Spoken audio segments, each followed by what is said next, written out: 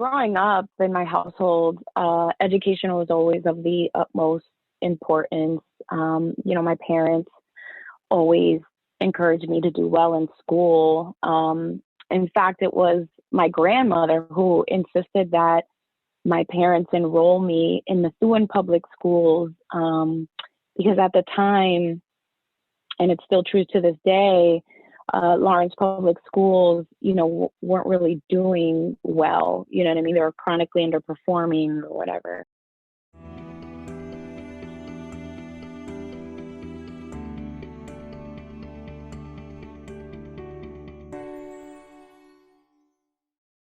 My parents enrolled me in Methuen Public Schools using my grandmother's address.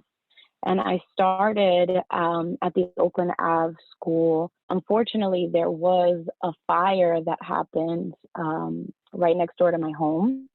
And my mother was featured on the news, and my teacher and the principal of the school saw the news report and learned that I, in fact, lived in Lawrence, and I was expelled from the Methuen Public Schools that day. And I was forced to start mid-school year in the Lawrence Public Schools.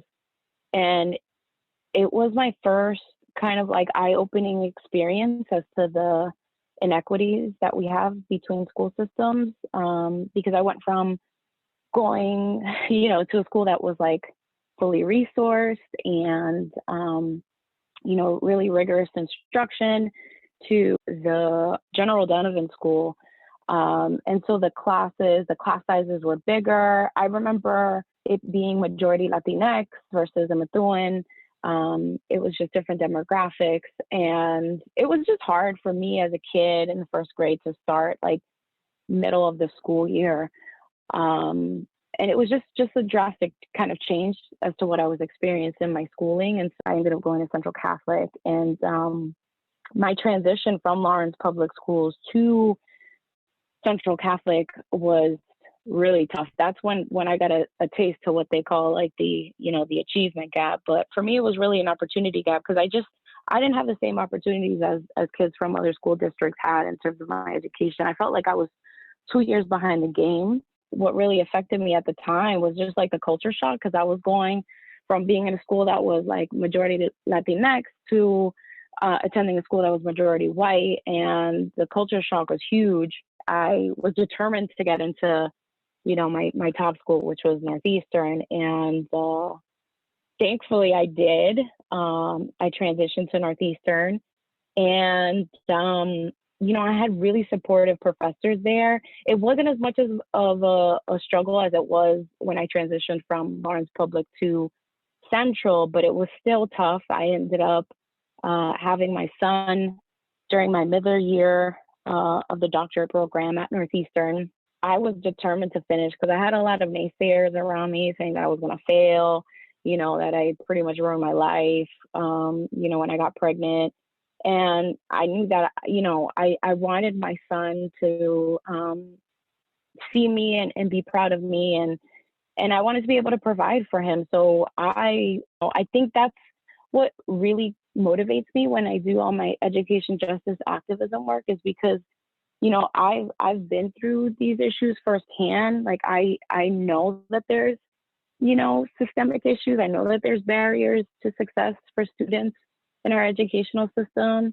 I've felt the inequities firsthand when I transitioned from Methuen to Lawrence. And so that's what really like drives me and motivates me.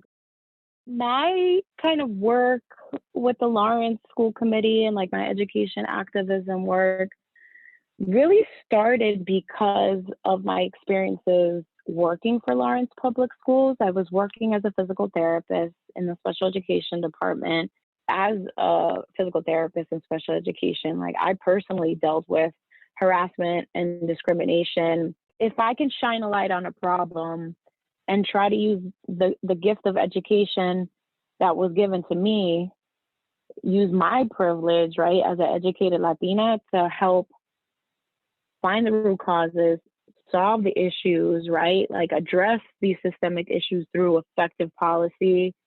Like that's what I need to do to help my people. If people empower try to discredit me, defame me, do whatever it is they feel is necessary to stop my activism work, that's fine, but I'm gonna continue to be radical.